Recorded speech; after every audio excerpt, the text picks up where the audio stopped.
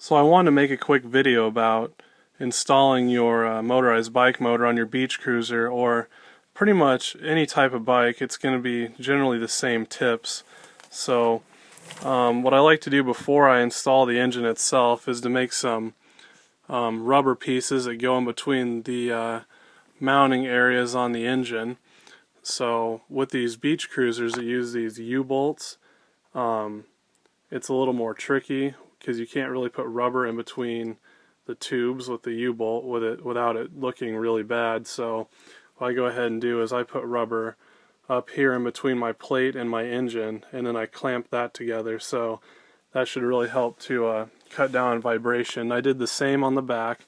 Now I could have put it in the tube, but it looks a little bit less good looking, so I went ahead and put two rubber pieces here in between the body of the engine and then this little mounting block that slides on and off. So I got rubber in between there, and that really helps to cut down on vibration and noise.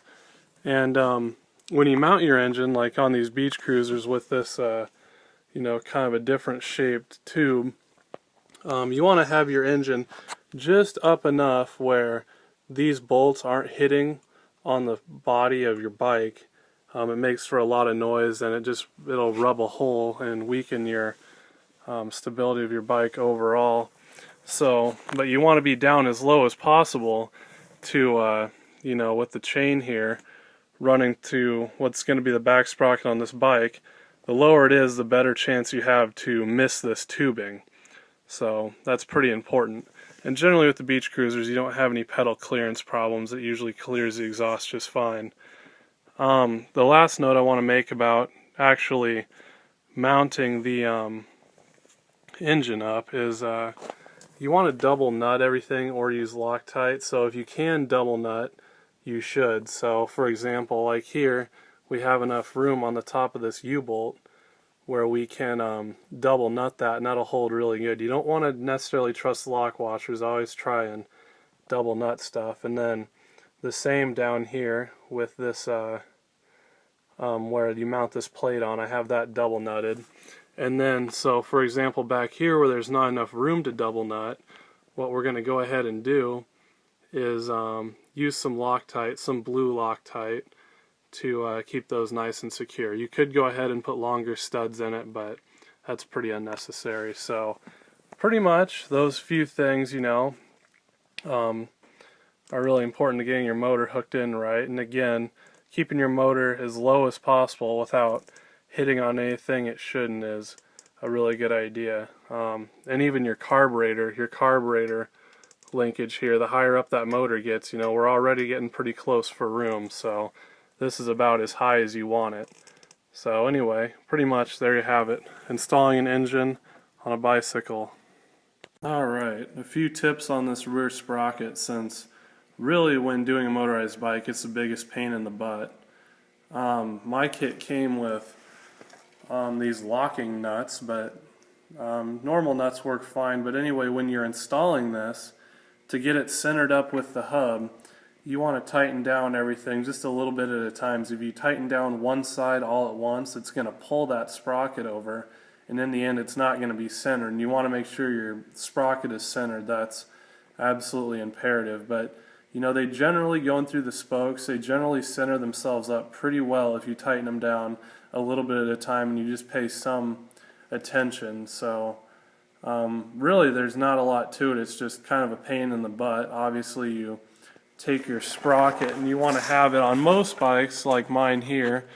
You can see that it's the teeth are a little bit offset, and I offset this one to the outside. Only on one bicycle ever have I had to offset them the opposite direction. It was a road bike with really skinny tires, so you want to make sure you do that. But pretty much it's pretty straightforward. You just want to go a little bit at a time.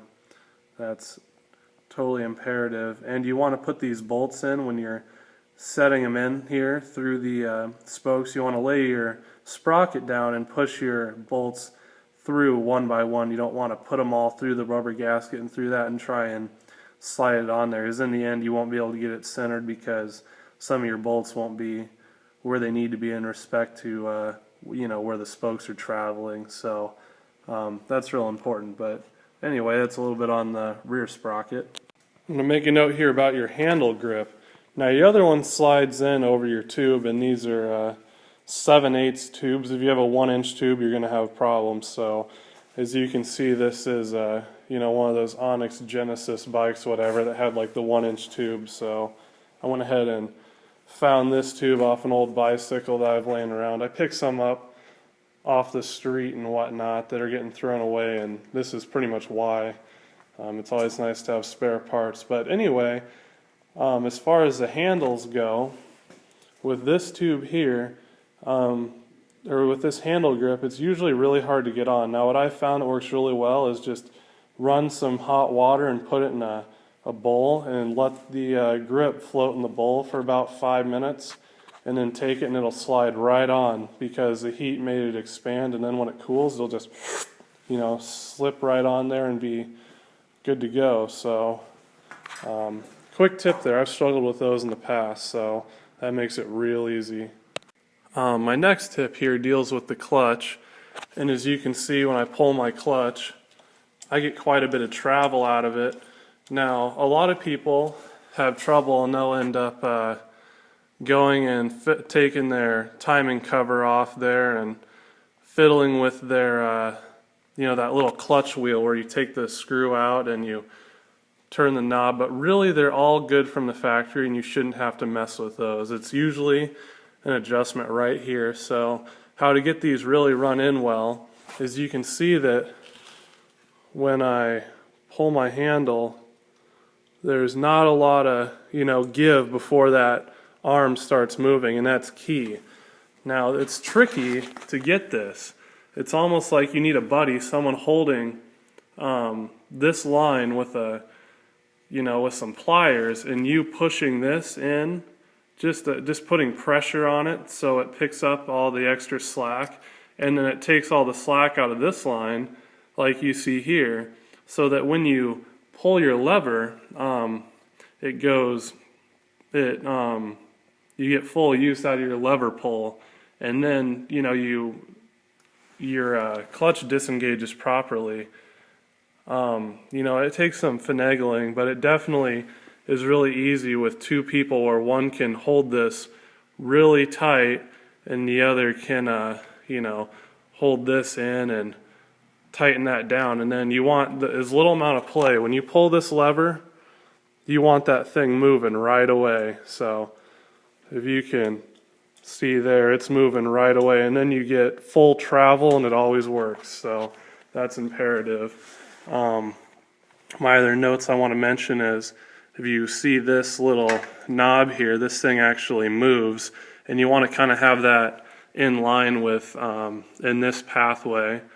And I like to take this wire here and tuck it in, because what will happen when you pedal is it'll just keep bending back and forth, and eventually it'll fall off and you'll need new cables. It'll be just about impossible to adjust there. So be mindful of that. I like to tuck them in like this. And then finally, your cable travel. If you have any really tight bends in this, like I need to zip tie this down here to my throttle cable, but if you have any really tight bends, it's really gonna work against your clutch lever, and it's going to be really hard to pull. And what will end up happening is this part that seats into your clutch lever, it's going to tear it out. So, and then you'll have to have a new lever. So for ease of use, you want to have the most out and around travel path without obviously being able to get caught in your foot. So as you can see here, I just kind of snaked it in and out, and then it was just fine. So that worked really well. Now finally, the last thing I want to mention is your electrical. After you get it running and everything works, like your CDI here and your your CDI and your magneto down here, then you're going to want to obviously tape up all your connections with electrical tape, and then you want to make sure that your wiring is as far away from your exhaust as possible. So I have yet to do that because I haven't fired this bike at this point. So you want to get those all taped up and out of the way from any heat, and also you want to use some gasket sealer around where these lines come out, because if this magneto gets wet, they have a tendency to fail. And you know, you can leave your cover gasket on here and not use gasket sealer, but I like to take this cover off and get this all gasket sealered up so that water won't get in there and I won't have any problems. So with going through that route, I have yet to have a magneto or CDI fail, but they're real susceptible to water, so you want to be mindful of that and take every precaution to avoid that happening with them getting wet. The last thing I want to mention is behind these this plate are two gears. Now those gears are running metal to metal, and over time they'll wear out. Now what I like to do is I like to put a little grease dab in between the smaller gear and the bigger gear, you know, every 100 or so miles. Just you know, wheel bearing grease. If you put too much, it'll get into your clutch and cause problems, but I found that in doing that, it honestly runs a lot quieter, and I've never had a problem yet. So that's something else to keep in mind. What I also like to do is I like to go up to the auto parts store and switch this rubber line out. I'm not sure what it's made of, for actual automotive fuel line. You know, the fuel injection line that's has fibers in it, and it holds up a lot better than this stuff. So this stuff will get hard and eventually it could crack and leak, and I mean, you're obviously not going to catch on fire. Everyone thinks fuel and causes fire, but it's really just going to make a huge mess and leak all over the floor and everything. So generally I really like to replace those. So that's another tip there. And finally, the last thing I wanted to mention is you want to make sure your chain tensioner / chain follower here keeps your chain in line with your upper chain, which is lined up by your engine and your rear sprocket. So if this isn't in line, it can do a lot of funky things, like, you know, come off the sprocket and lock the back tire up, and obviously that's pretty bad when you're going 25 miles an hour or so, so you don't want that. So you want to make sure that everything's in pretty good alignment. You probably want to you know, ride your bike around a little bit without the motor with the clutch pulled in to make sure it's not going to hop off. But pretty much, there you go. And that's just about everything I can think of with these. So pretty much, those are the tips that I have for you with installing your motorized bike kit. A lot of people complain of problems, but in my experience, most of those problems that people encounter are really due to operator error. So if you make sure everything is set up like it's supposed to be, you should have no problem.